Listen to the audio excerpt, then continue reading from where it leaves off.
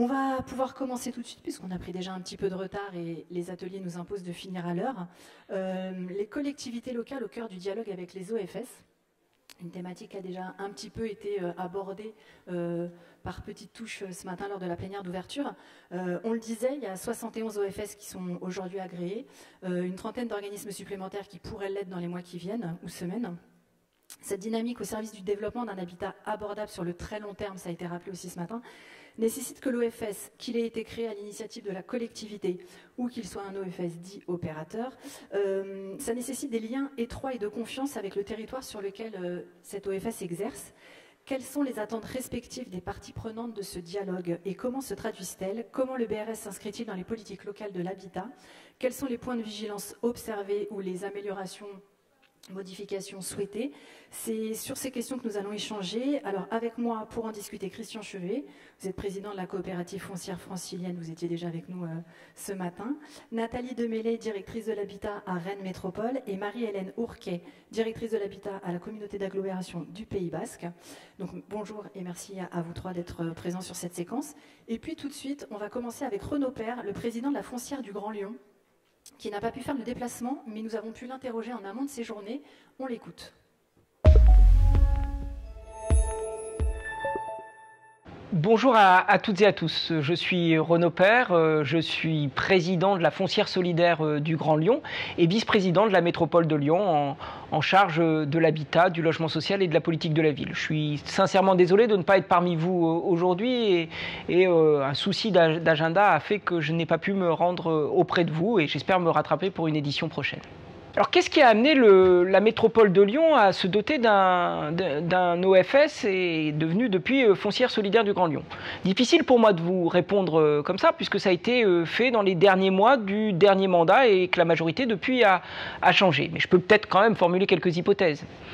Moi, ce qui m'a conduit à en faire une des lignes directrices de ma feuille de route sur la politique du logement, c'est que nous avons véritablement un problème de foncier. Le foncier est de plus en plus cher dans notre métropole et donc on est dans une zone extrêmement tendue et donc il faut trouver une nouvelle forme de propriété pour que les hommes, les femmes, les familles puissent trouver un logement et donc ça a été le véritable moteur et je pense que c'est ce qu'avait en tête notamment l'équipe précédente, c'est-à-dire impulser une nouvelle politique du foncier via notamment le bail réel solidaire. Et c'est pour ça que cette équipe, l'équipe précédente l'a mis en place de manière expérimentale, d'une certaine manière, avec un premier objectif assez limité de quelques centaines de logements, et que nous voulons passer à une nouvelle échelle. Cette échelle, c'est 1000 logements en BRS par an. Avant de parler de statut juridique, nous avons voulu donner une nouvelle identité. Organisme de foncier solidaire, que tout le monde appelait Office de foncier solidaire, du Grand Lyon, sans comprendre si c'était la métropole ou le territoire qui était concerné. Bref, on lui a donné une nouvelle identité. Désormais, l'organisme s'appelle la foncière solidaire du Grand Lyon. Quel est son statut? Aujourd'hui, c'est une association, mais nous travaillons à un changement de statut puisque nous voulons évoluer vers une SCIC. Et donc, nous avons tout mis pour faire ce passage sur l'année 2022. Les partenaires, je pense bien sûr aux communes. Je suis très heureux que dès le début de l'aventure, nous ait rejoint la commune de Villeurbanne, la commune de Lyon, mais que dans la foulée, nous ont rejoint aussi la commune de Caluire, la commune d'Oulin et la commune de Dardilly. Vous voyez, c'est des communes qui n'ont pas la même couleur politique que la majorité métropolitaine, mais qui avancent avec nous et demain, il y en aura beaucoup plus. Très clairement, la métropole, c'est 59 communes, et bien les 59 sont potentiellement membres de la foncière solidaire du Grand Lyon. Alors vous savez, à Lyon, et dans le domaine du logement notamment, mais dans d'autres domaines du logement, la pluralité d'acteurs, c'est notre lot quotidien. Moi, je suis très heureux, je vous prends un autre exemple, d'être en dialogue avec une pluralité, par exemple, de bailleurs sociaux. Pluralité de bailleurs sociaux, c'est-à-dire que très clairement, nous avons certes nos offices publics de l'habitat, mais aussi beaucoup de bailleurs, et on travaille beaucoup d'ailleurs avec l'interbailleur. C'est un exemple parmi d'autres, et tout le monde doit y trouver sa part. de la même manière évidemment avec d'autres acteurs du logement privé. Donc je ne suis pas choqué, loin de là même, qu'il y ait plusieurs organismes de foncier solidaire. D'abord parce que le premier organisme de foncier solidaire qui a été créé sur notre territoire, on le doit notamment à l'action de Ronson Habitat, et c'est l'organisme qui s'appelle Orsol et qui a déjà mis en place un dispositif. On le regarde de près du côté de la foncière solidaire du Grand Lyon, et puis surtout, on veille à ce qu'il ait sa part dans la production de baux réels solidaires. À côté de cela, il y a les organismes de foncier solidaire des bailleurs, et encore une fois, c'est très important. Reste qu'il faut des règles. Il faut des règles pour que tout le monde s'y retrouve. Alors, je ne pense pas à Orsol, qui aura tout à fait de quoi faire, à la fois sur le territoire de la métropole de Lyon, mais pas seulement, hein, dans les départements aussi environnants. Je pense notamment aux règles que nous proposons aux bailleurs, de réserver le rôle de leur organisme de foncier solidaire à la vente HLM via le BRS. Ça, c'est très important. C'est-à-dire de dire, bon, de manière générale, la production de BRS, c'est plutôt d'abord la foncière solidaire du Grand Lyon, Orsol, et pour tout ce qui est vente du patrimoine HLM, qui ne doit pas être une vente sèche, permettez-moi l'expression, mais une vente BRS quand c'est possible, eh bien c'est à l'organisme de foncier solidaire du bailleur. C'est ça la règle qu'on a mis en place, elle est acceptée par toutes et tous, et je crois qu'elle nous permettra surtout d'atteindre un objectif très ambitieux, celui de produire 1000 logements en BRS par an à horizon 2026. C'est-à-dire qu'on change d'échelle, on passe à une échelle industrielle quasiment. Et si cette trajectoire est enclenchée, alors ce mandat, en tout cas je pourrais terminer ce mandat confiant. C'est-à-dire que la trajectoire sera donnée et qu'on commencera à avoir un effet structurel sur le prix du foncier. Voilà pour cette prise de parole de Renaud Père. Nathalie Demélay, à Rennes Métropole aussi, vous êtes à l'initiative de la création d'un OFS. Vous en parlez même comme d'une bouée de sauvetage pour la collectivité au regard des besoins de logement et d'accession sur son territoire. Expliquez-nous ça. Oui, bonjour à tous. Alors c'est très désagréable ces lumières, donc je vais essayer de vous regarder quand même et de rappeler qu'il y a un portable pour la personne qui est en train d'angoisser parce qu'elle a perdu son portable. Il est là.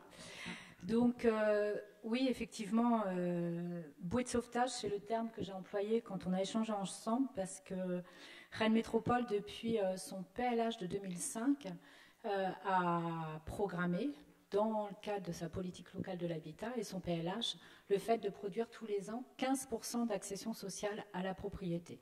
Ça représente 15% de 4000 logements, ça représentait environ 5 à 600 logements par an. Et ça a été dit ce matin, ça a été dit dans les différents ateliers.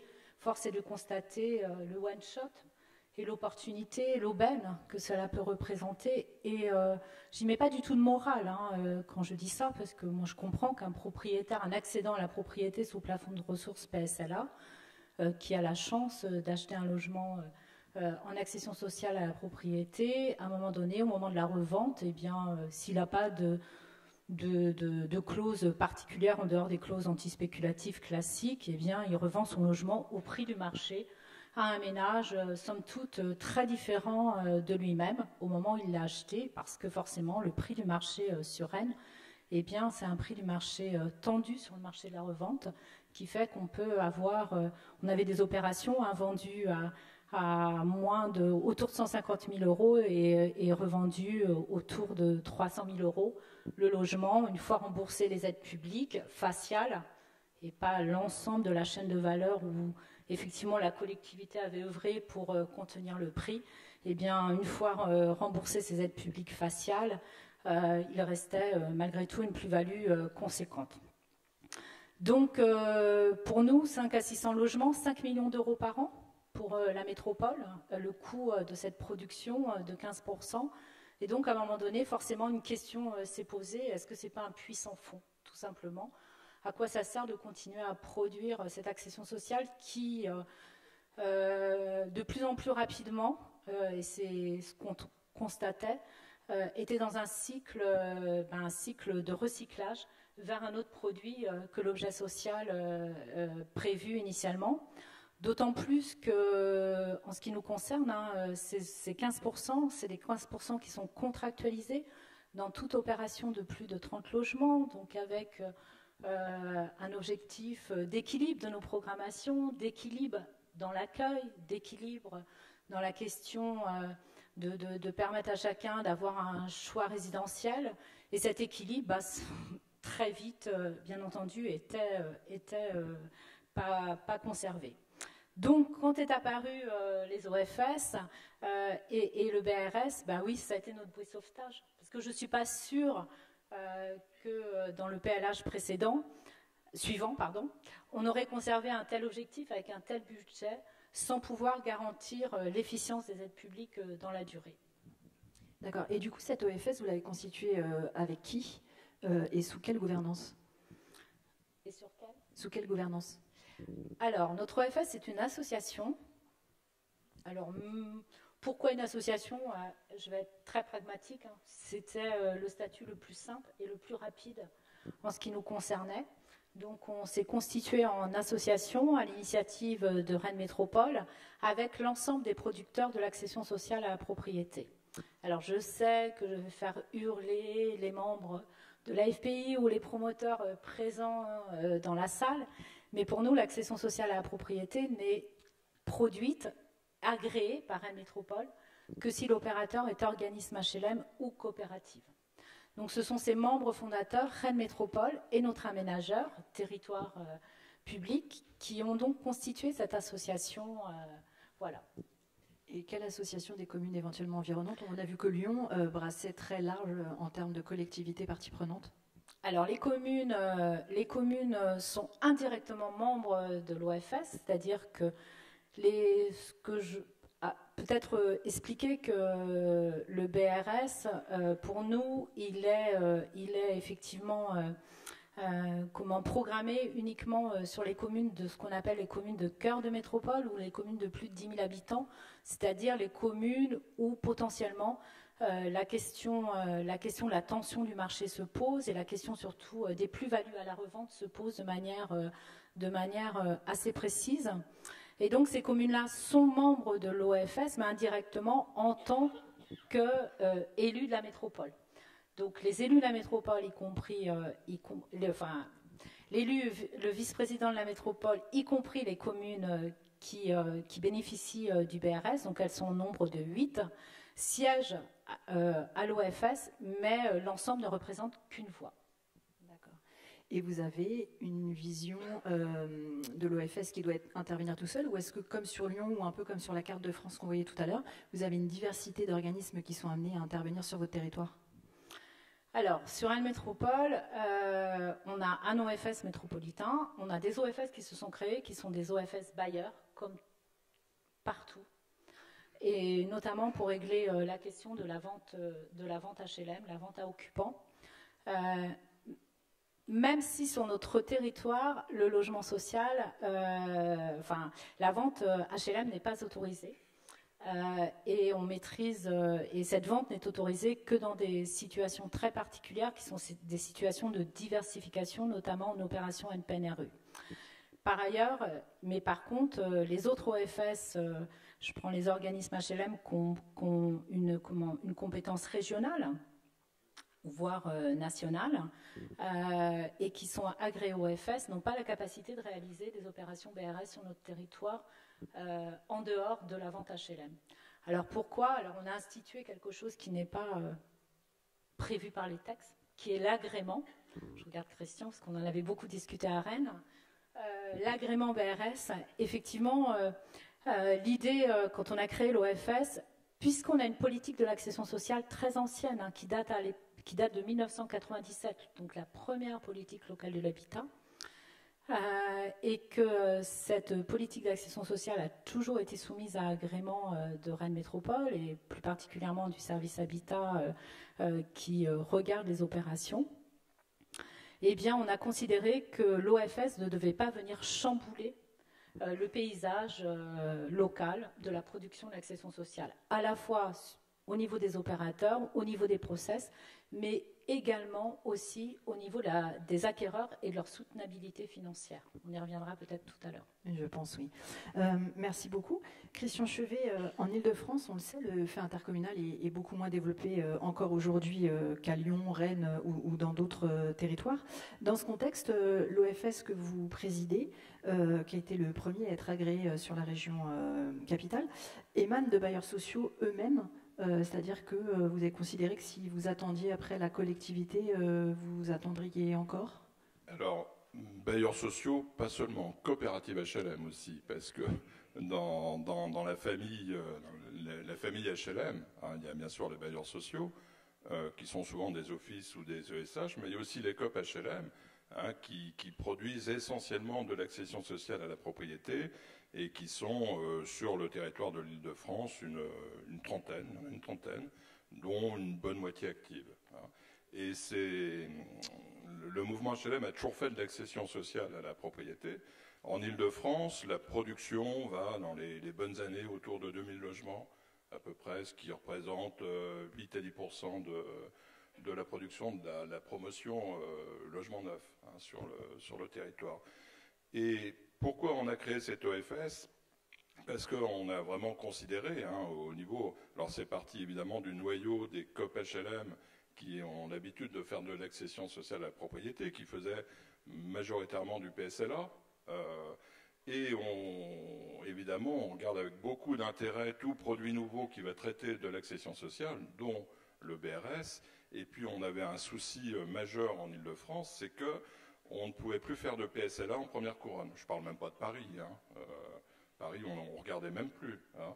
Mais première couronne, c'est-à-dire que les plafonds autorisés ne permettaient pas de produire du logement parce qu'on sortait mécaniquement, avec les prix du foncier, à des prix qui étaient au-delà des plafonds autorisés en prix de vente. Hein. Et puis en plus, de toute façon, derrière, on a vendu tellement cher que notre cible... favorites, qui sont plutôt les locataires HLM, n'auraient pas pu rentrer dans ces logements. Donc le BRS, c'était une véritable aubaine parce qu'on pouvait revenir sur ces territoires de première couronne, enfin ce qu'on appelle chez nous la zone Abyss, en Ile-de-France, et puis notamment produire une offre d'accession sociale, 30%, on est plutôt à 35% en dessous du prix libre, du marché libre aujourd'hui, ce qu'on constate sur la trentaine d'opérations qu'on a dans les tuyaux. Et ça permet de reconquérir on ne parle pas de clientèle chez nous, hein, mais d'aller chercher des nouveaux coopérateurs, parce qu'on est coopérative jusqu'au bout des ongles, hein, d'aller chercher des nouveaux coopérateurs et en gagnant 1 à 2 tranches de décile de revenus. Hein, c'est-à-dire qu'on élargit le spectre des ménages susceptibles de rentrer dans nos logements. Et effectivement, le BRS, on s'est dit, mais c'est un produit fait pour les COP HLM, sur mesure, au début. Alors, évidemment, on ne fait pas sans les collectivités locales. Voilà, c'était ça ma question. On est bien d'accord. Hein. Donc pour nous, c'était important de le faire, mais le mouvement HLM a toujours travaillé avec les collectivités locales. Hein. Déjà, les offices sont partie prenante des collectivités.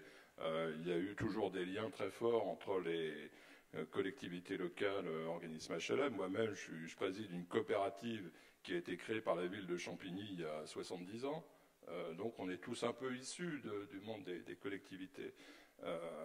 Et donc on a dans notre SKIC, on a prévu un collège évidemment collectivités locales, hein, où aujourd'hui donc les collectivités locales sont présentes dans nos tours de table, mais évidemment quand on est en Île-de-France, hein, vous l'avez dit tout à l'heure, c'est une mosaïque de territoires, enfin une espèce d'assemblage de PCI qui n'a pas la cohérence, hein, du territoire de Rennes, ou même de ce qu'on peut vivre, je pense à Bayonne, Anglette, Biarritz, hein, sur votre communauté, où c'est beaucoup plus pertinent en matière de territoire. Chez nous, vous traversez, changez de rue, et puis vous avez une politique du logement différente parce que vous êtes dans un autre PCI, alors qu'on est exactement sur les mêmes bassins d'habitat ou d'emploi.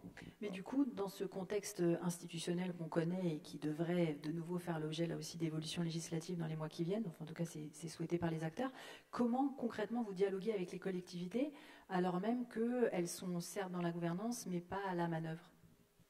Alors, Bon, pas à la manœuvre, ça c'est beaucoup dire quand même. Pas autant que Rennes, ça c'est sûr. Hein. Mais à la manœuvre quand même, parce que déjà, dans notre modèle économique, on va chercher l'emprunt Caisse des dépôts, le fameux emprunt Gaïa. Et donc, on ne peut pas avoir de l'emprunt Gaïa si on n'a pas la garantie de la collectivité locale. Donc, de toute façon, travailler avec la collectivité, c'est incontournable. Hein. Et puis même, on n'imagine pas sortir des opérations sans l'aval de la collectivité. On sait très bien de toute façon que ça ne marche pas. Et on a tous l'habitude d'aller parler avec les collectivités, les territoires, et de se mettre d'accord sur les projets. Donc on a quand même des collectivités qui nous ont rejoints, hein, puisqu'on a 6 communes, je crois, hein, 6 communes du 94, du 92, donc Val-de-Marne, Hauts-de-Seine, qui nous ont rejoints, qui représentent un peu plus de 300 000 logements. Pour lequel on est l'OFS privilégié pour sortir des opérations BRS. On a aussi l'EPT Pleine Commune qui nous a rejoint, qui fait 400 000 logements, mais qui envisage de créer son propre OFS. Donc là, on ne sait pas trop quels sont leurs véritables projets, mais bon, je pense que les choses vont se décanter.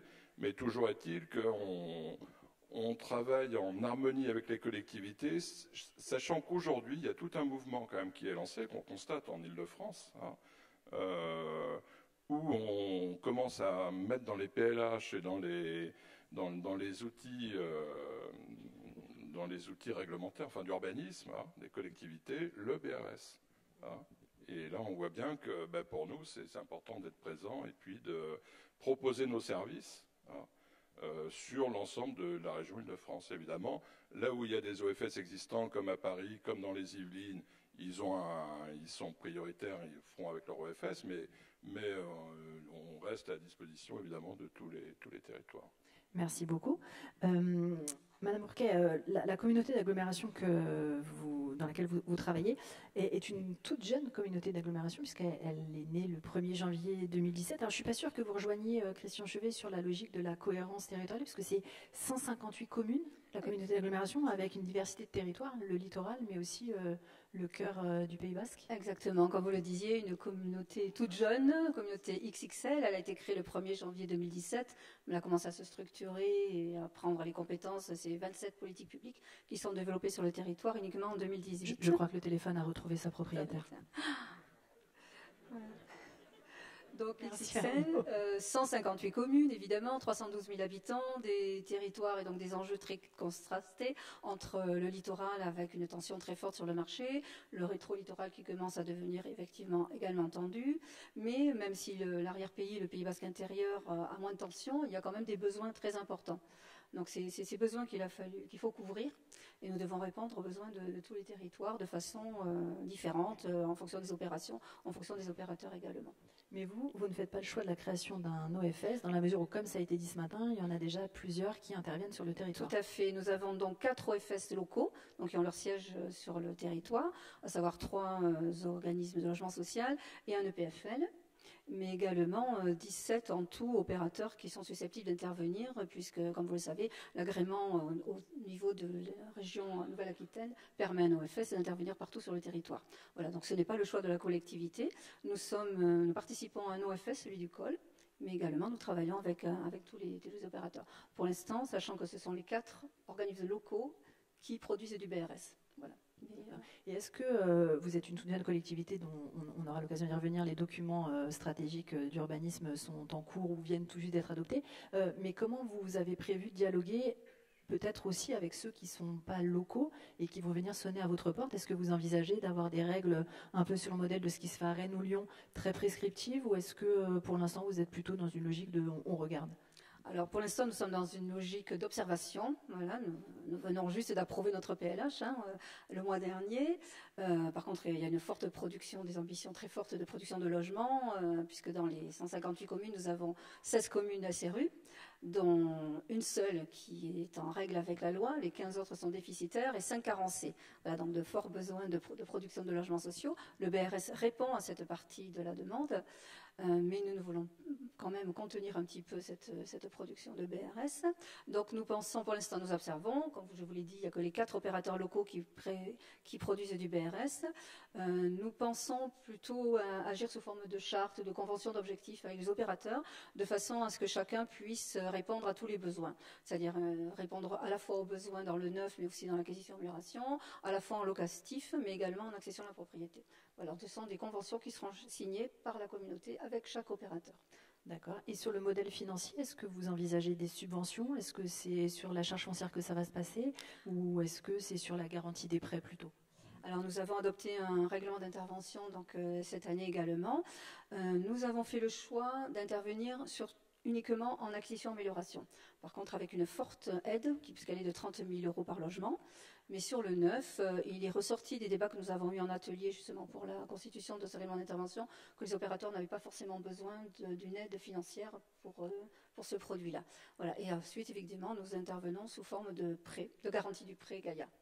Mais uniquement le prêt Gaïa, pas le prêt BRS non plus, puisque là aussi les opérateurs nous ont fait savoir que ce n'était pas forcément indispensable.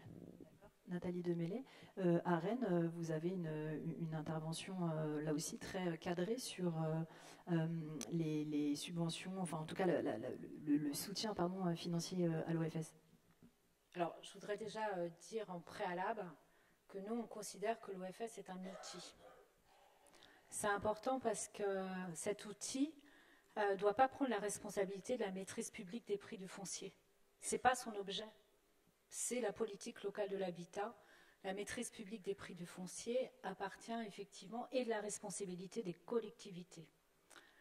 Et donc, quand j'entends qu'effectivement le BRS en neuf n'a pas besoin de subventions, néanmoins, on a bien vu ce matin dans les différents ateliers qu'il y a effectivement un couple qui est le prix d'acquisition. Ce prix d'acquisition effectivement débouche sur un remboursement d'emprunt. Et puis, il y a quand même quelque chose de nouveau qui s'appelle la redevance. Et si la maîtrise publique des prix du foncier n'est pas assurée, eh bien, on en a discuté dans l'atelier numéro 3, avec toute la démarche qui a été mise en place. Ça impacte le prix de la redevance ménage, qui est ni plus ni moins un coût de fonctionnement mensuel sur 60 ans, voire plus, pour le ménage acquéreur. Donc moi, je pense que le rôle des collectivités, c'est de faire en sorte que cette redevance soit la plus basse possible. Et donc, on peut discuter très longtemps. Alors nous, on a une redevance particulièrement basse de 0,15 centimes d'euros par mètre carré et par mois, qui repose sur 2 mécanismes. Le premier, c'est des charges foncières administrées. C'est-à-dire que pour avoir un agrément en BRS de la part de Rennes Métropole, il faut que l'opérateur qui va réaliser l'opération en BRS, la coopérative, pose sa construction sur une charge foncière dont le prix est fixé par le PLH de Rennes Métropole. C'est un peu compliqué, hein, mais c'est la charge foncière administrée. Donc, en ce qui nous concerne, elle est de 275 €. Et cette charge foncière administrée, comme on considère qu'elle est encore trop élevée au regard de notre clientèle à nous, Rennes Métropole. Je dis au regard de notre clientèle. Notre clientèle, c'est exactement le profil des ménages d'Espelette, le couple 2 actifs, revenu médian 2 400 € par mois. Donc au regard de cette clientèle-là, on considère qu'il faut ramener cette charge foncière à un prix plutôt autour de 100 €. Donc on vient apporter une subvention à l'OFS pour que l'OFS réduise, puisse avoir une charge foncière la plus basse possible, de manière à répercuter une redevance la plus basse possible auprès du ménage. Donc c'est vraiment, je crois qu'il y a un enjeu quand on parle de la relation collectivité-OFS, c'est vraiment sur cette question qui doit porter la maîtrise publique des prix du foncier. Voilà. Et je pense que l'enjeu, il est là. Et nos débats, depuis 3 ans, tournent autour de cette question-là. Et pour le coup, c'est très riche d'avoir un réseau constitué de différentes familles, parce que cette question-là, elle est primordiale et en fonction, effectivement, si vous êtes dans un territoire où il y a une politique foncière ou dans un territoire où il n'y a pas où il n'y a pas de politique foncière, l'opérateur va pas pouvoir agir de la même manière. Et donc, la question de la solvabilité du ménage sera très différente, notamment dans ce coupe redevance prix du logement. Alors Christian Chevy, je me tourne vers vous, ça n'étonnera personne. On sait que Nathalie Demelay et vous n'êtes pas sur les mêmes modèles économiques. Vous, peut-être aussi parce que vous êtes un OFS opérateur, vous n'avez pas du tout de subvention de la collectivité, en tout cas aujourd'hui. Non, non, là, c'est bon, avec Nathalie, c'est un débat qui nous anime depuis 3 ou 4 ans. Mais effectivement, on est sur... nous, on a, enfin, je parle au nom des opérateurs COP HLM et HLM qui font notre OFS. On fait de l'accession sociale depuis toujours. Hein. Et moi, j'en ai fait pendant des années. Hein, c'était mon métier. Et ça faisait longtemps que j'avais renoncé pour faire de l'accession sociale à aller demander des subventions aux collectivités locales. Hein, parce que, enfin, en tout cas en Ile-de-France, là où j'allais, ça terrorisait toujours les élus de dire je vais subventionner de l'accession sociale à la propriété. Autant il n'y a aucun problème pour subventionner du locatif social, ce qui est tout à fait légitime, hein, autant aller financer de l'accession sociale. Alors c'est vrai qu'on était dans le contexte PSLA, hein, ou avant, hein, pour des ménages qui vont partir avec une belle plus-value obtenue notamment, mais ça tu l'as dit un petit peu tout à l'heure, d'où la boîte de sauvetage. obtenue avec du financement public, hein, fiscal, bon, c'est pas d'une grande moralité, même si Imed, qui est là, il va dire, même si les pauvres s'enrichissent un peu, c'est pas très grave quand même. Mais, donc, on est sur un modèle où on a, évidemment, on va pas refuser de la subvention publique sur du foncier, hein, mais on a créé un modèle économique qui permet de produire une offre de logement abordable, parce que c'est ça la question, hein, de rendre le logement abordable pour les ménages qui sont notre clientèle, entre guillemets, hein, qui sont plutôt des locataires HLM, en utilisant les mécanismes du BRS par le jeu de la dissociation, on arrive quand même à élargir le spectre des ménages qui peuvent rentrer dans nos résidences, hein, et donc on contribue aussi à loger des personnes en difficulté qui n'arrivent pas à se loger. Alors après, la redevance qu'on pratique, évidemment, c'est le coût réel. C'est le coût réel. En fait, on répercute l'annuité du prêt Gaïa. Hein, nous, on emprunte sur 80 ans, majoré de frais de gestion tout à fait réduits. Hein, et donc, c'est à prix coûtant. Mais après, tu disais, ils vont payer pendant 60 ans une redevance élevée. En fait, non. Non, ils vont pas payer ça pendant 60 ans. On sait que les ménages, ils restent pas 10 ans dans leur logement. Ils vont bouger. Et en fait, cette redevance, elle est payée par des générations successives de ménages qui vont se relayer dans le logement. En fait, le financement du foncier, il est payé par plusieurs générations. Et donc, ce qu'on regarde, nous, toujours, et évidemment, nous, on s'est toujours comparé au PSLA. En disant, est-ce qu'on performe en sortant nos opérations BRS, est-ce qu'on va performer par rapport au PSLA? Et on voit qu'on arrive à performer par rapport au PSLA, c'est-à-dire que la mensualité finale, donc on ajoute l'emprunt que fera le ménage, hein, pour acheter l'équivalent du bâti, et puis le montant de la redevance, comparé à l'annuité PSLA qui paierait, on arrive à être en dessous. Hein. On arrive à être en dessous. Donc, c'est-à-dire qu'on performe par rapport au PSLA. Mais évidemment, avec l'effet taxe foncière, on est à peu près au même niveau. Mais ça veut dire que ça reste possible. Alors, s'il y a une petite bonification de la collectivité, et on a quand même des subventions. Quand je dis on n'a pas de subvention, je suis pas juste, parce qu'il y a l'établissement public foncier d'Île-de-France, hein, qui subventionne tous les fonciers destinés à faire du BRS, hein, qui le portent. Hein. Et c'est pas neutre, hein, puisque la subvention représente 200 à 300 euros. On n'est pas sur les mêmes montants de foncier, hein, mais ça représente 200 à 300 euros, hein, quelquefois au mètre carré, ce qui n'est pas rien. Mais nous, on a un prix de foncier moyen en Ile-de-France qui est plutôt autour de 1 000 euros, quoi. Hein. Merci. Marie-Hélène Ourquet, vous vouliez compléter? Oui, je voulais compléter un petit peu. Effectivement, en communauté aglo-pays basque, pas de limitation, pas de plafond sur la redevance, puisque nous sommes encore en période d'observation, comme je vous l'ai dit, mais par contre des plafonds de prix de vente, à la fois en maîtrise d'ouvrage ou en VFA.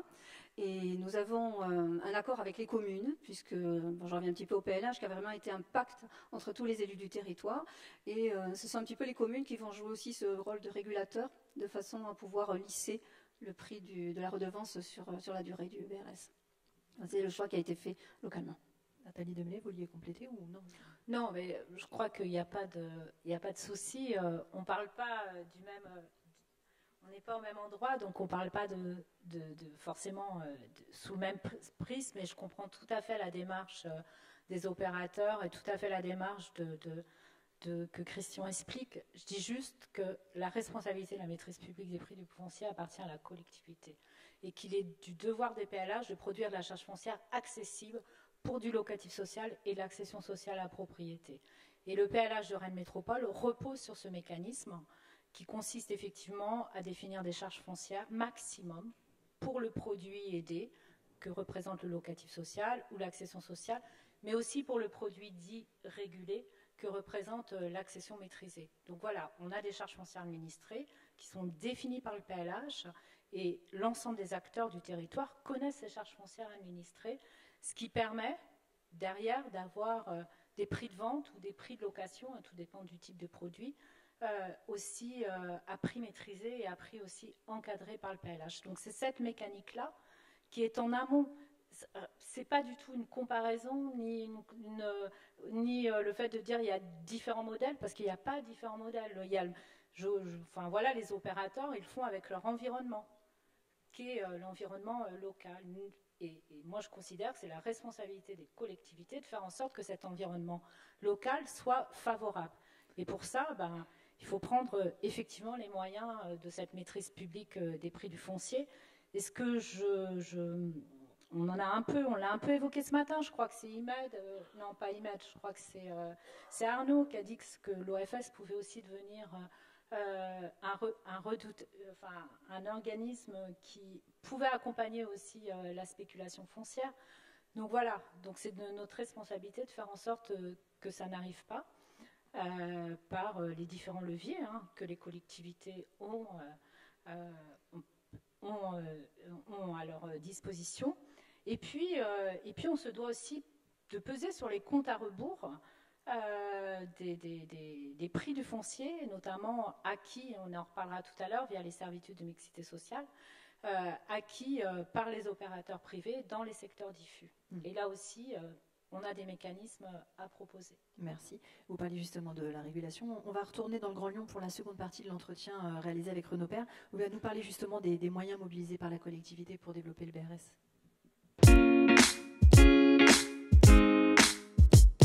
Nous avons voulu introduire dans les SMS la question du bail réel, l'enjeu du bail réel solidaire. C'est-à-dire faire comprendre aux communes notamment avec lesquelles nous travaillons sur le périmètre, sur la création de nouveaux SMS, les convaincre de l'utilité de ce produit, pas tout à fait comme les autres, et de cette propriété qui permet de produire du logement abordable. Ça n'a pas été facile, d'abord parce que le dispositif, vous le concéderez, même si vous êtes toutes et tous des spécialistes, le produit est complexe quand même. Il faut faire comprendre qu'on est sur une propriété qui certes fait sens aux yeux de nombreux pays européens, mais qui en France est complexe. Dissocier la propriété du foncier de la propriété du bâti, c'est pas simple. Donc il fallait déjà faire ce rôle de pédagogie. Il n'est pas terminé. Mais c'était important. Mais il y avait surtout une deuxième réticence. Et celle-ci, il nous faudra la lever collectivement. C'est celle qui fait qu'on compte le BRS dans le taux SRU. Mais on le compte comme du PLS. Et bon nombre de communes, notamment de l'ouest de notre territoire, sont des communes carencées. Pas forcément quantitativement d'ailleurs, mais qualitativement. Et leur crainte, c'est de dire, si on produit du BRS, dont on a besoin, donc c'est déjà la première étape, ça va aggraver notre carence et donc on va peut-être arrêter les dégâts. Donc là, c'est le dialogue que nous devons toutes et tous avoir avec l'État, mais je dirais que nous devons chacun avoir sur nos territoires avec l'État local. Et moi, je veille à ce que l'État local prenne bien en compte que toute commune qui produira du BRS ne peut pas être pénalisée pour l'avoir fait. C'est-à-dire qu'on le sorte quand c'est au profit de la commune du comptage des PLS. Mais ça, c'est un combat que nous devons avoir, comme nous devons avoir un combat sur la fiscalité des organismes de foncier solidaires. Mais je pense que ce combat autour de la comptabilisation notamment des BRS dans le taux SRU est nécessaire et il faut trouver une solution qui soit profitable aux communes.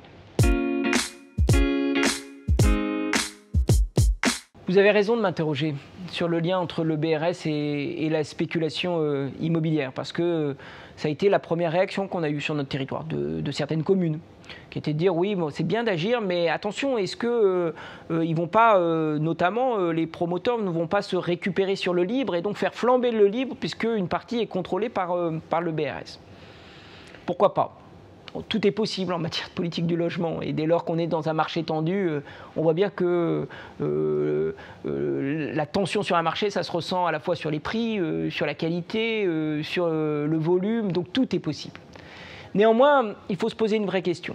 Une vraie question qui est de se dire qu'est-ce qu'on peut réguler et qu'est-ce qu'on ne peut pas réguler sur un marché comme le nôtre. Moi, le libre, je suis désolé, j'aurais beau faire tous les efforts pour essayer de le réguler, je ne pourrais pas m'engager à ce que dans 5 ans, un propriétaire qui a acquis un bien avec un prix qu'on aura veillé à contenir ne le revende pas en faisant une véritable culbute et une véritable plus-value. Et ça, c'est une question finalement de temporalité. Il faut s'inscrire dans le temps long et savoir qu'une partie des biens, nous n'arriverons pas à les réguler. Alors on peut l'espérer, on peut espérer comme les adeptes d'un marché autorégulé le diraient, on peut espérer que l'offre et la demande se retrouvent. Et donc, si on a des prix du libre qui s'envolent et que demain, la demande n'est pas au rendez-vous, surtout lorsque les taux d'intérêt vont reprendre, eh bien que les vendeurs seront obligés de baisser leurs prix. Et ça, on peut croiser les doigts dans notre coin, mais la responsabilité politique, elle ne se situe pas là. Elle ne se situe pas là parce que nous n'avons pas, dans les faits, de levier durable pour agir. Par contre, on a des leviers sur le logement social. Et notre objectif dans la métropole de Lyon, c'est de produire beaucoup plus massivement du logement social. On a des effets, si on essaye de relancer la construction, on essaye de le faire avec toute la modestie qui doit accompagner un tel chantier sur la métropole de Lyon. Mais le bail réel solidaire, c'est bien aussi se projeter dans le temps. C'est dire finalement qu'on a là un moyen de contrôler durablement. Donc je ne céderai jamais à des arbitrages qui nous disent « Non, allez, essayez un tout petit peu d'augmenter le prix du BRS parce que comme ça, on arrive à baisser un peu le prix du libre. » Si on fait ça, dans 5 ans, le prix du libre, nous ne le contrôlerons pas. Il pourra s'emballer. Et entre-temps, on aura perdu peut-être quelques dizaines d'euros au mètre carré. Mais ce sera toujours au détriment des accédants, et notamment des accédants sous conditions de ressources qui sont notre cible. Peut-être qu'il faut dire quand même quelle est la cible d'un bail réel solidaire dans une zone aussi tendue que la nôtre, dans la métropole de Lyon. C'est d'abord évidemment pour les locataires du parc social. Aujourd'hui, il y a 10 demandes pour une salle satisfaite dans le parc social de la métropole de Lyon. Donc vous comprendrez que c'est complètement enquisté, que la file d'attente est terrible, que le désespoir est au rendez-vous et qu'il faut trouver des pistes de sortie, il faut trouver des trajectoires résidentielles, si possible, contenues dans le temps. C'est pour ça que le bail réel solidaire est pour moi véritablement un des meilleurs dispositifs pour proposer à des habitants qui aujourd'hui ont un PLUS ou un PLS et qui veulent accéder à une propriété. Et donc on vise précisément à être plutôt à 2,5 fois moins cher que le prix du libre. Mais ça ne suffit pas. Il faut aussi se dire qu'on a un marché qui est très tendu et qui font que des jeunes, de 25 à 30 ans, ne peuvent plus aujourd'hui accéder à une forme de propriété. Et dépensent beaucoup dans des loyers qui sont très élevés, même si on a voté l'encadrement des loyers pour Lyon et Villeurbanne, mais qui sont très importants dans notre métropole. et qu'il faut leur proposer une manière d'épargner pour que demain, ils puissent entrer dans le libre et demain, lorsqu'ils auront des revenus qui seront au rendez-vous, ils pourront aller accéder à une forme de propriété plus classique. C'est à eux que je pense aussi, en proposant certes un bail réel solidaire plus élevé que pour ceux qui sont aujourd'hui dans le logement social, mais qui puissent permettre, eh bien, pendant 3, 4, 5 ans, 10 ans, pourquoi pas, lorsque les revenus ne sont pas encore très élevés, de pouvoir épargner. Ce sont ces jeunes de classe modeste, de classe moyenne, qui doivent retrouver la possibilité de devenir propriétaires dans notre métropole. Ça parle beaucoup à des maires de communes de l'ouest de notre métropole, celles et ceux qui comprennent qu'ils ont aujourd'hui des enfants de leur commune qui n'arrivent plus à accéder à la propriété sur leur territoire. Alors que leurs parents, il y a 30 ans, avaient pu acquérir une villa, et bien les enfants, aujourd'hui, même s'ils veulent rester, s'ils veulent contribuer à la vitalité de la commune, sont obligés de partir à 20, 30 et parfois même 50 kilomètres tout en travaillant dans cette métropole. C'est la deuxième cible. Et on ne doit pas exclure une troisième cible, une cible stratégique du bail réel solidaire. C'est cette cible du très long terme. Cette cible qui nous dit que finalement, aujourd'hui, le bail réel solidaire, certes, intéresse de plus en plus une partie de plus en plus grande de notre territoire métropolitain, mais pas l'ensemble. Et pourtant, on sait que sur notre territoire métropolitain, il y aura demain des quartiers qui sont aujourd'hui des quartiers très populaires, peu prisés par les classes moyennes ou les classes moyennes supérieures, mais qui dans 20 ou 30 ans le seront. Eh bien, il est de notre devoir aujourd'hui, en 2021, de faire en sorte que nos successeurs, mon successeur par exemple à la politique du logement dans 20 ans, ne se trouvent pas dans une situation que j'ai récupérée. C'est-à-dire cette situation où le prix du foncier est tel qu'on ne peut plus agir ou qu'on peut agir que difficilement. Eh bien, c'est un usage stratégique du BRS qui fera que demain, à Villeurbanne-Saint-Jean, aujourd'hui quartier très peu prisé, difficile, mais dont on sait qu'il a tout le potentiel pour devenir un quartier extrêmement attractif à 15 ou 20 ans, il faut faire aussi du BRS. Donc vous voyez 3 cibles. Les locataires du parc social, les primo-accédants qui n'ont pas le revenu pour accéder à la propriété plus classique, et puis l'usage stratégique qui permettent finalement d'engager sur un territoire comme la métropole de Lyon une politique foncière pour toutes et tous. Nathalie Demélay, la politique de l'habitat de Rennes Métropole est souvent citée en exemple et elle est en tout cas très ancienne, comme vous nous l'avez rappelé tout à l'heure. Comment vous intégrez le BRS aux autres outils dont dispose la collectivité, à la fois pour répondre aux besoins en matière d'habitat, mais aussi pour essayer de ne pas avoir de spéculation foncière et immobilière sur le territoire? Alors moi, souvent, je dis que le BRS nous a décomplexés. C'est-à-dire qu'avant la mise en place de l'OFS, on avait une politique d'accession sociale depuis 1997 extrêmement, je mets tous les guillemets, excusez-moi Monsieur Puil, assez moraliste, dans le sens où effectivement, comme on n'avait pas de mécanisme assurant la pérennité de l'objet social, et comme il y avait quand même pas mal d'aides publiques, au-delà des charges foncières administrées, eh bien, quelque part, il fallait être méritant, il fallait plutôt être une famille, éviter justement ce dont le public évoqué par Renaud Père, les jeunes actifs, parce que potentiellement ils revendent très vite leur logement.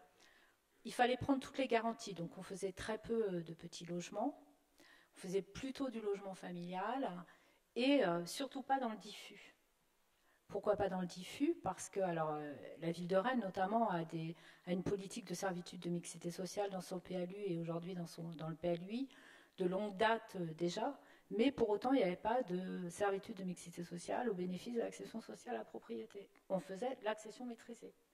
Pourquoi? Parce que l'accession sociale à la propriété, c'est une charge foncière dite encadrée par le PLH, en tous les cas un poids du foncier encadré, et un prix de vente administré, 2055 € TTC. Donc c'est un prix de vente relativement bas. Il faut savoir qu'aujourd'hui, le marché rennais, on est plutôt autour de 5 000, 5 500 € TTC dans les mêmes secteurs et les mêmes ensembles immobiliers. Donc pour le coup, on était extrêmement timide et très prudent parce que derrière ça, eh bien, effectivement, on se pose la question, la légitimité aussi des politiques publiques et la légitimité à la fois des sommes investies, mais aussi de l'effet péréquation qu'on peut, effectivement sous-tendre à de tels dispositifs. Et pour le coup, quand vous n'avez pas de mécanisme qui garantit dans la durée le bénéfice de cette politique publique, c'est quand même très très compliqué à tenir. Donc depuis la mise en place de l'OFS, effectivement, je dis, ben voilà, ça nous a décomplexé. Aujourd'hui, on fait du petit logement, du T2, et on réintroduit massivement du petit logement. Pourquoi? Parce qu'une majorité des habitants de l'agglomération sont des personnes seules. Et on faisait du logement familial. Et parfois, on passait là avec des difficultés de commercialisation, parce qu'on faisait des T4, alors que la demande se portait sur du T2, voire du T3. Donc, et pourquoi on ne faisait pas de T2? Encore une fois, parce qu'on avait peur, on se disait potentiellement c'est hyper spéculatif de faire du T2. Et puis, on n'en faisait pas dans le diffus. Et aujourd'hui, dans les servitudes de mixité sociale et surtout ce qu'on appelle les servitudes d'équilibre social de l'habitat sur la ville de Rennes, eh bien, on a introduit l'accession sociale à la propriété. Donc, c'est 20% des permis doivent inclure du logement en BRS. Donc, je décris juste en 2 secondes la mécanique. Hein. Donc, forcément, on est en diffus. Donc, l'initiative, c'est une initiative privée de promoteurs privés, soumis à servitude. Et l'OFS se porte acquéreur des logements VEFA. Il achète des logements VEFA qui va démembrer, excusez-moi d'être un peu technique, au moment de la livraison des logements. L'OFS va acheter donc le logement en BRS au prix de 2055 € acte en main, c'est-à-dire au même prix que le prix de revente à l'acquéreur final. Et l'opérateur privé, le promoteur privé soumis à servitude, doit confier la commercialisation, et j'insiste beaucoup sur ça, à un membre fondateur de l'OFS. Parce que commercialiser un logement BRS, ce n'est pas vendre un logement. C'est accompagner un ménage dans ce processus d'accession sociale à la propriété qui repose en plus sur un mécanisme assez simple mais complexe à la fois de dissociation foncier-bâti. Et donc, il faut bien accompagner le ménage, bien lui expliquer la mécanique. Et c'est pour ça que seuls les membres fondateurs de l'OFS ont l'autorisation de commercialiser du logement BRS sur le territoire de Rennes Métropole. Donc, je ne sais pas si j'ai répondu à la question, mais je voulais en préalable dire ça sur la question de... Et si je voulais ajouter par ailleurs qu'effectivement, le fait d'introduire aussi de l'accession sociale dans les servitudes et notamment dans les secteurs d'équilibre social de l'habitat à hauteur de 20%, notre espoir, peut-être notre utopie, je ne sais pas, mais en tous les cas, notre espoir, c'est qu'on arrive à peser un peu sur le prix du foncier acquis par les opérateurs. En se disant, si un opérateur privé sait qu'effectivement, il devra produire 20% de logements à 2055 € à acte en main revendus à l'OFS, bah, quelque part, on va chercher les marges de manœuvre qu'il avait pour faire la surenchère foncière auprès du propriétaire initial. Et c'est l'objectif aussi de ces servitudes. Merci. Marie-Hélène Ourquet, vous avez un PLH depuis 1 mois, il a été arrêté. Donc comment, dans ce cadre, vous avez intégré le BRS aux autres politiques qui sont elles-mêmes à leur début? Comme je vous le disais, donc un PLH très ambitieux, avec de gros besoins. Donc, les élus ont souhaité maîtriser la production, puisque nous nous sommes rendus compte que ces dernières années, il y avait énormément de logements produits, mais en fait, le choc de l'offre n'avait pas abouti du tout à la baisse des prix. Voilà, le territoire bénéficie d'une forte attractivité, ce qui fait qu'on avait beau produire, voilà, les prix restaient toujours aussi élevés. Donc, une production souhaitée limitée à 2600 logements par an, dont 1200 logements sociaux. Et parmi ces 1200 logements sociaux, nous prévoyons la construction de la production de 800 logements locatifs et 400 en accession sociale, donc en BRS. Voilà, de façon à pouvoir répondre évidemment à la demande qui a été observée sur le territoire. Nous, le BRS, nous le voyons donc un moyen de répondre à la demande, un moyen de répondre aux besoins de logements sociaux, notamment sur les communes et SRU, mais également comme un outil de trajectoire résidentielle. Voilà. C'est-à-dire qu'effectivement, comme le disait l'élu de Lyon, ça permet de désengorger le logement locatif de façon à ce que des ménages puissent sortir de ce parc pour aller en accession sociale et quelques années plus tard acheter, peut-être pourquoi pas, en accession libre. C'est pour ça que nous ne sommes pas du tout limités sur la typologie de logement BRS, c'est-à-dire que autant on peut produire de petits logements pour des jeunes couples, qui sera le premier logement en accession avant de partir sur un logement un peu plus grand, que de grands logements familiaux pour des personnes qui vont y rester un peu plus longtemps. C'est le choix et c'est donc ces objectifs qui vont être traduits dans les documents d'urbanisme. Alors pour l'instant, il existe un PLUI qui était préexistant à la naissance de la collectivité. Et là, nous avons prescrit l'écriture de 3 PLU infracommunautaires, donc sur le Pays Basque intérieur, et viendront ensuite les 2 autres PLU infracommunautaires sur le littoral. Et pour l'instant, nos collègues de la planification sont en train de mettre en musique les documents d'urbanisme avec les prescriptions du PLH, de façon à pouvoir écrire des SMS, des emplacements réservés, enfin, de façon à ce qu'on puisse vraiment produire ce qui a été prévu. Et c'est dans ce cadre-là que vous irez un peu sur le même modèle que Rennes, où vous aurez des prix de vente plafonnés en fonction des 3 territoires sur lesquels... Les territoires avec des zones différentes. D'accord.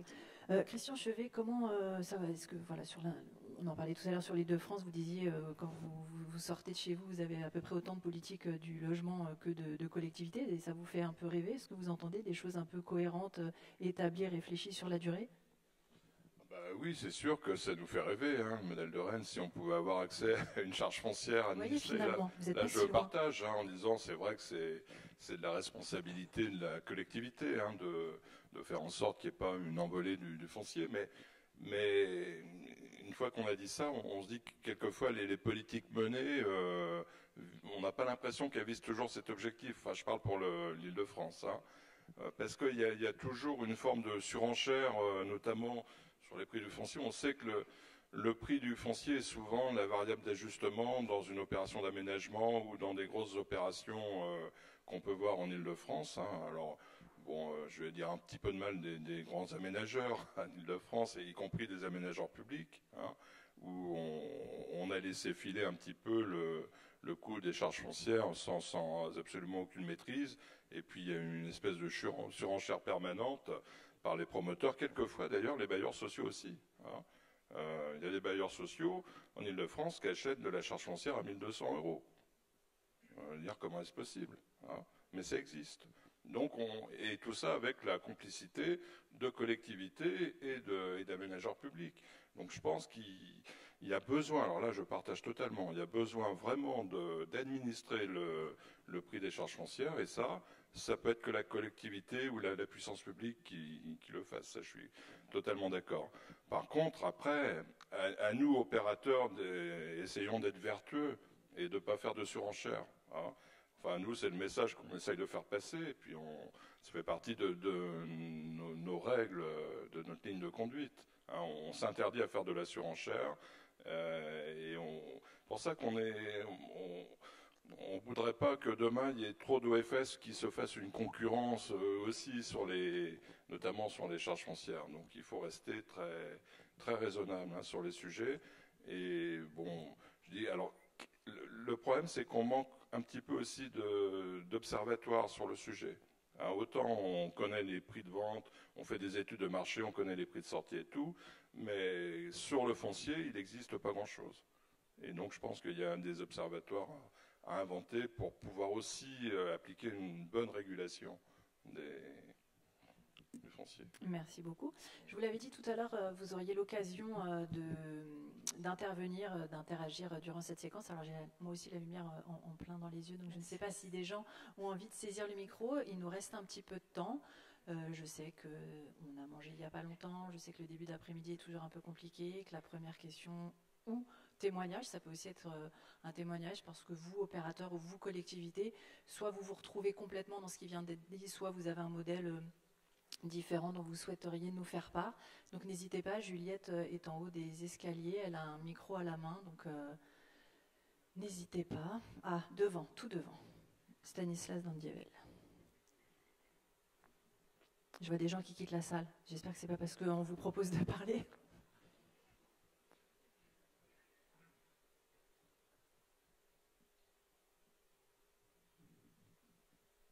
Merci. Oui, c'était pas tant un témoignage qu'une question aux uns aux autres.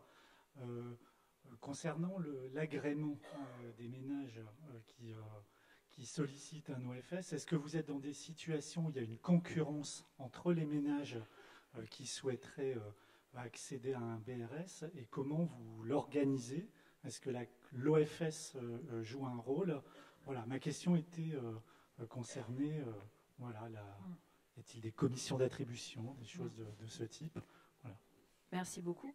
Vu que le micro doit circuler, si on doit remonter, n'hésitez pas à lever la main si vous avez une autre question. Je ne vois pas tout le monde, alors n'hésitez pas à faire là. Juliette, sur votre gauche.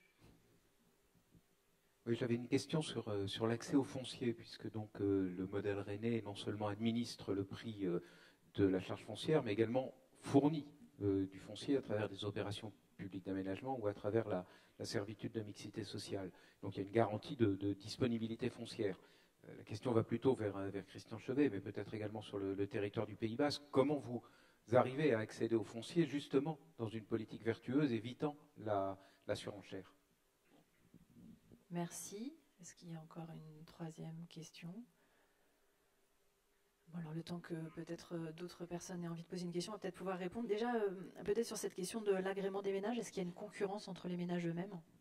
Alors nous, sur Rennes Métropole, on a une commission mais qui a été mise en place dès bien avant l'OFS-BRS. On fonctionne de la manière suivante. Il y a une commission d'attribution qui regroupe les trois acteurs principaux que sont la commune, le maître d'ouvrage, Rennes Métropole. L'objectif, c'était vraiment de lutter contre le clientélisme au démarrage de la mise en œuvre de notre politique d'accession sociale à la propriété. Je vous ai dit un prix encadré, bien en dessous des prix du marché, puisqu'on divise par deux. Il est à 2055 €. Donc, c'était d'avoir un processus de commercialisation qui garantisse effectivement la même égalité d'accès aux produits pour tous, et quelles que soient les communes. Ça, c'était important, que ça ne se commercialise pas uniquement par le bouche à oreille. Donc on ouvre une période de commercialisation, il y a une date, un top départ. Ce top départ est communiqué via notre site internet, les bulletins communaux, enfin peu importe. Et puis pendant cette période de commercialisation, le promoteur va recueillir l'ensemble des candidatures et constituer les dossiers et vérifier l'éligibilité du ménage. Alors, ce n'est pas lui qui le vérifie par rapport au PTZ, notamment, parce que pendant cette période-là, on demande aussi, on ne parle pas suffisamment des banques, et des banques qui font les crédits à l'habitat, mais on est, en tous les cas, sur le territoire de Rennes Métropole, extrêmement... on a des partenariats assez poussés avec les banques, notamment Crédit Agricole et Crédit Mutuel, en l'occurrence, mais pas que. Et en l'occurrence, pendant cette période de constitution des dossiers, l'organisme bancaire, la plupart du temps les banques que je viens de vous citer, font une simulation d'offres de prêt et vérifient l'éligibilité du ménage, à la fois en termes de solvabilité, mais aussi d'éligibilité au PTZ. Donc ça, pour nous, c'est important. À l'issue de cette période de commercialisation, il y a une commission qui se réunit, qui va examiner l'ensemble des candidatures. Les candidatures, il n'y a pas de critères spécifiques, si ce n'est les critères légaux. Néanmoins, on va privilégier peut-être le locataire HLM. En tous les cas, c'était le cas au démarrage du dispositif de l'accession sociale. Et puis, s'il y a vraiment beaucoup plus de demandes que d'offres, eh bien, la commission va se définir aussi des critères internes sur telle ou telle opération en lien avec la commune. Voilà comment on fonctionne sur le territoire de Rennes Métropole, sachant que ce qu'on dit aux candidats accédants, c'est que s'il n'est pas retenu sur un programme, il sera retenu sur un autre programme. À un moment donné, son tour arrivera, parce qu'on est engagé quand même dans une programmation annuelle de 5 à 600 logements, 300 en BRS, le reste en PSLA. Donc on a effectivement, depuis le démarrage de cette politique d'accession sociale qui est inscrite dans le PLH, On a commercialisé plus de 6500 logements en accession sociale à la propriété selon ce dispositif. Et j'anticipe la question, et non, on n'a jamais eu de recours contre le dispositif des commissions, voilà, qui pourrait s'apparenter à quelque chose, par exemple un refus de vente. On n'a jamais été questionné ni embêté par ça. Merci beaucoup. Christian Chevet, comment ça se passe du côté de la coopérative? Donc sur le même sujet, on n'est pas à Paris. Hein. Paris, c'est sûr qu'il y a 20 logements, 3000 demandeurs. Nous, quand on construit en banlieue, on n'est pas du tout sur ce phénomène-là, même si quelquefois il peut y avoir de l'attention, on peut avoir des gens en liste d'attente, mais au bout de 2-3 opérations, en général, on arrive à absorber le surplus et on les met en liste d'attente. Mais il n'y a pas de... souvent on me dit ça, en fait, comment vous attribuez, on n'a pas de commission d'attribution, sauf s'il y a un peu de tension, on voit avec la ville, un partenaire, qui va mettre en place une commission ou pas. Donc on fait vraiment du sur-mesure, mais on ne peut pas dire qu'on souffre aujourd'hui de ce type d'arbitrage. Hein. On a beau être attractif, ça reste un produit d'accession, et il n'y a pas 300 candidats qui attendent, jamais. Enfin moi je connais pas. Voilà. Alors après peut-être pour répondre à la question sur l'accès au foncier. L'accès au foncier, en fait, nous, dans notre modèle, ce sont nos opérateurs, qui sont des opérateurs installés sur l'Île-de-France, qui couvrent un petit peu toute la région, qui ont leurs habitudes pour aller chercher leur foncier, ou dans le diffus, ou auprès d'aménageurs, ou auprès de collectivités. Et puis, il y a aussi, on peut dire qu'il y a peut-être 20 ou 30% de nos opérations, et ça, c'est quelque chose d'important, qui se font sur du foncier bailleur social. Notamment des opérations de démolition-reconstruction.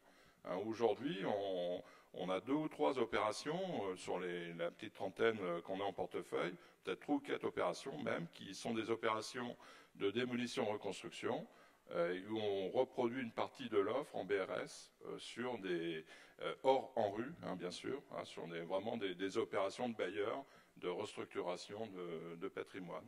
Et là, c'est aussi un apport de foncier qui est loin d'être négligeable. Marie-Hélène Ourquet, la question s'adresse également. En ce qui concerne la communauté Pays Basque, nous avons donc un référentiel foncier qui a été bâti lors du diagnostic du PLH. Et c'est sur ce foncier que nous allons intervenir en priorité, donc avec tout un système de droit de préemption, évidemment, également de faire appel aux bailleurs sociaux quand il le faut, et traitement des dégâts un peu particuliers aussi sur les communes carencées. Voilà, où là c'est l'État qui a récupéré évidemment le droit de préemption et fait faire une étude directement à des opérateurs sociaux de façon à pouvoir aboutir plus rapidement à des opérations. Voilà. Après, nous veillons effectivement à ce que la proportion entre BRS locatif reste équilibrée dans les communes, et si un foncier semble plutôt favorable à de la production d'accession sociale, voilà, on demandera à la commune de faire une opération peut-être 100% logement locatif sur un autre foncier. Alors même si Jean connaît la réponse pour Rennes Métropole, je vais dire quand même pour les autres, parce qu'on ne l'a pas spécifié, mais on a un PLH qui est contractualisé. Je pense que c'est important aussi dans notre modèle, donc contractualisé avec l'ensemble des communes de la métropole, donc des 43 communes qui constituent la métropole. Et cette contractualisation va décliner les orientations programmatiques et l'engagement de la commune à assurer sur toute opération d'aménagement, qu'elle soit d'initiative privée ou d'initiative publique, les orientations programmatiques. Donc d'abord et avant tout le logement social. Je vais vous lister les grandes orientations macro. Après, elles se déclinent de manière très différenciée en fonction des territoires, parce qu'on tient compte de la contextualisation, commune SRU, pas SRU, commune, zone C, etc. Mais au-delà de ça, c'est 25% de logements locatifs sociaux, 15% d'accession sociale, 20% de logements régulés et 40% de logements libres, sauf si la commune souhaite encore faire plus. Mais ça, c'est la base. Et cette base-là, effectivement, fait que dans toute opération qui se déroule sur une commune, encore une fois, qu'elle soit privée ou publique, doit mettre en œuvre ces orientations programmatiques. C'est la contractualisation du PLH. Donc après, on ne peut pas trop s'étendre sur les mécanismes, comment on fait pour que ça Mais voilà, pour ceux que ça intéresse, je pourrais développer dans un autre cadre. Mais c'est important, le fait de reposer sur cette contractualisation qui est quand même la base, notamment pour éviter que le BRS se substitue au locatif social. Ce n'est pas possible dans notre schéma. Il n'y a pas d'accès au BRS s'il n'y a pas de locatif social. Il n'y a pas de substitution possible, c'est bien complémentaire.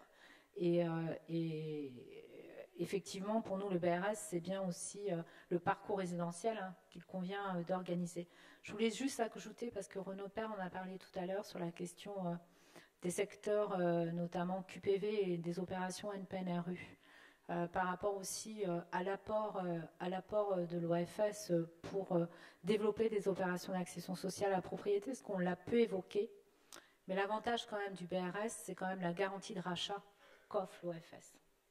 Et donc là aussi, on est un peu plus à l'aise, un peu plus décomplexé sur notre territoire pour programmer et pour peut-être prendre plus de paris, de diversification encore en accession sociale à la propriété sur ces quartiers-là, notamment pour les ménages qui sont logés dans le logement HLM de ces quartiers-là et qui souhaitent continuer leur parcours sur leur quartier. Le fait que, effectivement, l'OFS garantit le rachat, ça garantit aussi le fait qu'à un moment donné, un accédant social à la propriété, qui parfois est modeste, voire très modeste, eh bien, on lui garantit aussi que s'il y a retournement de marché, ou s'il n'y a pas le pari de l'attractivité qui est gagné, eh bien, la collectivité, l'OFS en tous les cas, sera là et ne le laissera pas tomber. Et donc, quoi qu'il arrive, il a une sécurisation de cette accession.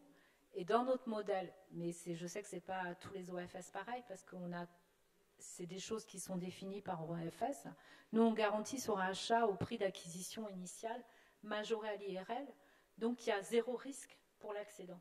Et ça, c'est important, c'est aussi un levier pour les quartiers politiques de la ville, d'introduire beaucoup plus d'accession sociale à la propriété et d'éviter ainsi peut-être de développer un peu trop d'investissements locatifs qui seront peut-être les futures copropriétés de demain qu'il faudra rééquilibrer. Donc, je crois que c'est important et on peut le faire en étant droit en tous les cas, dans nos convictions, dans les valeurs, sur le fait qu'on ne met pas le ménage en difficulté, puisqu'on lui garantit son acquisition. Merci. Alors, sauf à ce qu'il y ait une dernière question, on a encore le temps pour une dernière question. Donc, s'il a une main, voilà, monsieur. Ah, alors, il y a deux dernières questions. Si vous pouvez aussi vous présenter, qu'on sache de quel territoire ou quel organisme. Moi, je fais un mémoire sur le BRS, enfin, sur le dispositif de dissociation. Et ma question est la suivante. Quel est selon vous le différentiel... Parlez plus fort dans le micro parce que là on vous entend. Quel est selon vous le différentiel minimum acceptable entre le taux d'effort du ménage en secteur libre et celui en secteur social sous BRS? Je peux reformuler, si vous voulez. Oui, je crois qu'il faut que vous reformuliez, précisez exactement votre question. Alors, quel est selon vous le différentiel minimum acceptable pour rendre le dispositif attractif entre le taux d'effort du ménage qui achète en secteur libre et celui qui va acheter en secteur social sous BRS? D'accord. Merci. Effectivement, tout à l'heure, vous avez parlé d'un taux maximum. Il y avait une autre question, on va peut-être la prendre tout de suite pour...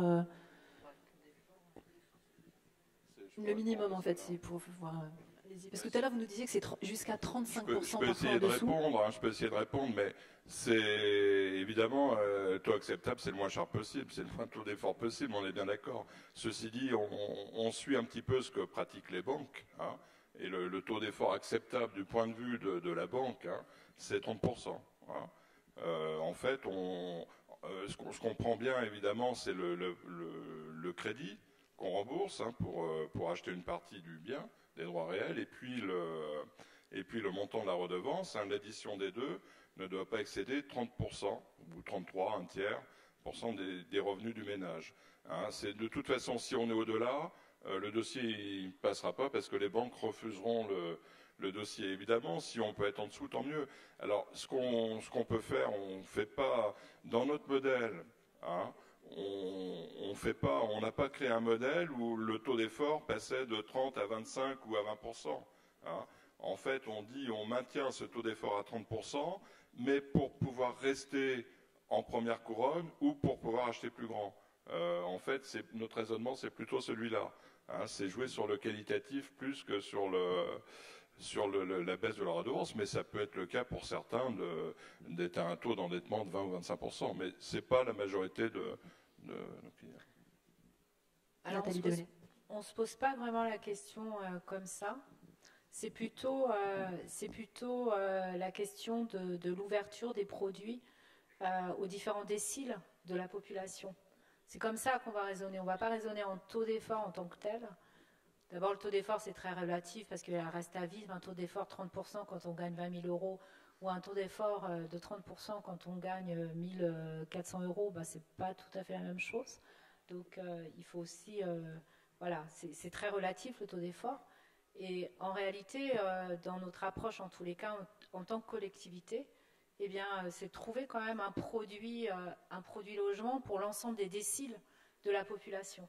Donc, on a les premiers déciles, on est très focalisé sur le locatif social et très social. Et puis tout de suite, l'accession sociale à la propriété arrive. Donc, et donc, plus on arrive à solvabiliser nos opérations, plus effectivement on arrive à intégrer le décile inférieur dans la clientèle potentielle du produit. Donc, c'est ça qui nous intéresse, c'est cette recherche-là qu'on fait. Marie. Après, je n'ai pas compris le sens de votre question. Marie-Hélène Noirquet, est-ce que vous voulez compléter? Non, enfin, j'ai les mêmes réponses que les personnes autour de moi. Hein. Ce qui est intéressant, effectivement, c'est de savoir quel est le reste à charge et puis savoir si l'acquéreur peut le supporter ou pas. Et de permettre à des populations qui, sans ce dispositif, ne pourraient pas acquérir. Très bien, merci beaucoup. Alors, je peux peut-être essayer de reformuler la question du monsieur qui est de combien une famille doit-elle baisser sa mensualité pour accepter de ne pas être pleinement propriétaire? Alors, est-ce que vous pouvez répéter parce que le micro, excusez-moi, c'est d'ici... de combien une famille doit-elle accepter une baisse de ses mensualités pour ne pas être vraiment propriétaire? C'est plus clair. Oui, en fait, votre question, c'est le fait que le dispositif soit attractif ou non du fait de la dissociation. Si j'ai bien compris, pourquoi accepter une baisse de ses mensualités si c'est pour ne pas être totalement propriétaire, c'est ça, hein? En fait, déjà, quand on achète en BRS, on est totalement propriétaire d'un droit réel. Hein, ça, moi, je ne comprends pas cette question-là. On est totalement propriétaire. C'est l'idée, je suis propriétaire du mur, locataire du sol, c'est pas vrai. On est titulaire d'un bail, on est propriétaire d'un droit réel qui vaut quelque chose sur le marché. C'est un bien immobilier. Et je pense qu'après, effectivement, le prix de revente est encadré, il est garanti. On va jusqu'à racheter le bien, donc c'est totalement sécurisé. Je pense que le ménage en soi fait pas une bonne affaire. Enfin, on n'est plus dans le rapport ancien qu'on pouvait avoir avec la propriété en disant c'est mon sol, c'est ma pierre. On est sur l'achat d'un usage, hein, un droit réel. Enfin, on ne connaît pas aujourd'hui, je défie quiconque aujourd'hui de trouver un autre produit immobilier qui garantisse qu'au bout du compte, on récupère la totalité de son investissement. Moi, je dis toujours, alors nous, on fait beaucoup de salons de l'immobilier, hein, je dis toujours, le BRS, c'est le livret A, quoi. Vous déposez votre argent et vous récupérez la totalité. Alors, effectivement, vous pouvez préférer mettre votre argent à acheter des actions, mais c'est un risque. Donc, qu'est-ce qui est vraiment... Voilà, c'est ce modèle-là, en tous les cas, que nous, on défend. C'est cette garantie-là. C'est la logique de loger, la logique de pouvoir se loger. La logique aussi de pouvoir capitaliser, ça a été très bien dit par Renaud Père. Vous avez des jeunes, nous on voit hein, sur notre territoire des jeunes actifs. On a fait un salon il n'y a pas longtemps, début octobre, une gamine de 21 ans. Je dis une gamine parce que j'ai l'impression de voir ma fille, je me dis mais c'est pas possible. Une gamine de 21 ans qui voulait acheter son premier BRS, enfin son premier logement via le BRS parce qu'elle commençait sa vie professionnelle. Elle disait mais pourquoi je vais payer un loyer puisque le montant de mes remboursements équivaudront ou seront moins élevés que le loyer que j'aurai à supporter. Et par ailleurs, je vais capitaliser, je vais me constituer le capital pour mon avenir. Et c'est ça le BRS.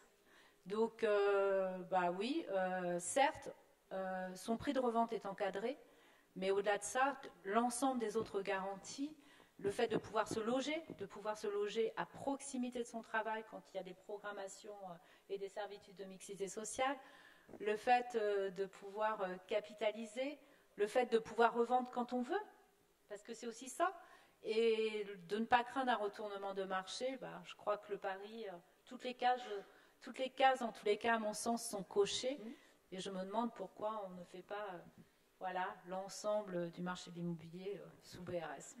Marie-Hélène Norquet, on aura deux questions. On aura deux questions après. Attendez, Marie-Hélène Norquet va compléter. Et ce seront les deux dernières questions. J'en suis désolée, mais après, il faudra qu'on libère pour que vous puissiez vous rendre aux ateliers.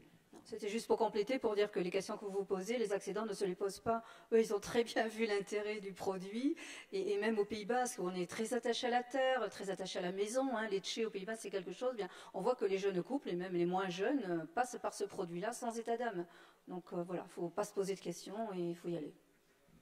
Oui, Alain Gautron, notaire à Saint-Malo. Oui, donc 100% d'accord. Toutes les personnes qui signent des actes à Saint-Malo deviennent 100% propriétaires de leur appartement et pour le prix d'un loyer. Donc là, il n'y a aucune ambiguïté par rapport à ça. Non, je voulais revenir un peu sur le thème central qui était la relation des OFS avec les collectivités publiques. Et je pensais justement à la question du droit de préemption urbain, puisque dorénavant, évidemment, on peut imaginer que le droit de préemption urbain soit exercé au profit d'OFS. Alors je me demande, est-ce que les OFS entretiennent des relations avec les communes à ce sujet? Est-ce que lorsqu'il y aura plusieurs OFS, il y aura des lobbying d'OFS auprès des communes? Et puis vous avez évoqué ce matin aussi la question du DPU qui serait ouvert au profit des OFS. Alors je me demandais par curiosité si vous aviez des informations par rapport à l'exercice du DPU par les OFS. Alors, qui veut répondre en premier à cette question? Peut-être vous, Christian Chevet, sur comment va se passer la relation entre les OFS et la collectivité sur cette question du droit de préemption? Sur le droit de préemption, en fait, c'est quelque chose qui avance, je crois, au niveau d'une demande formulée par le réseau. Formulée par le réseau, c'est une revendication. Évidemment, c'est un outil à disposition des collectivités locales.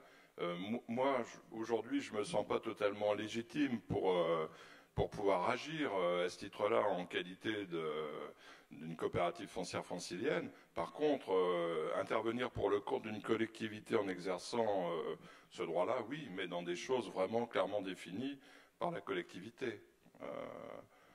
Aujourd'hui, non, mais l'objectif, il est clair, c'est d'éviter la succession des actes. Je me réadresse du coup parce que c'est bien de ça dont il s'agit, c'est qu'aujourd'hui le bénéfice, c'est pas le bénéfice, c'est pas l'entièreté du bénéfice, mais effectivement on a quand même de par les successions des actes dans les dispositifs, nous on voit bien sur l'OFS de Rennes Métropole, on voit bien que ne serait-ce que quand on fait les servitudes de mixité sociale, que l'OFS achète à un promoteur, tout ça pour ensuite démembrer et revendre à un acquéreur, tout ça, ça fait une succession d'actes. Donc à un moment donné, on se dit, dans le cadre de la préemption, effectivement, si on pouvait économiser une étape, mais en soi, encore une fois, l'OFS, c'est qu'un outil.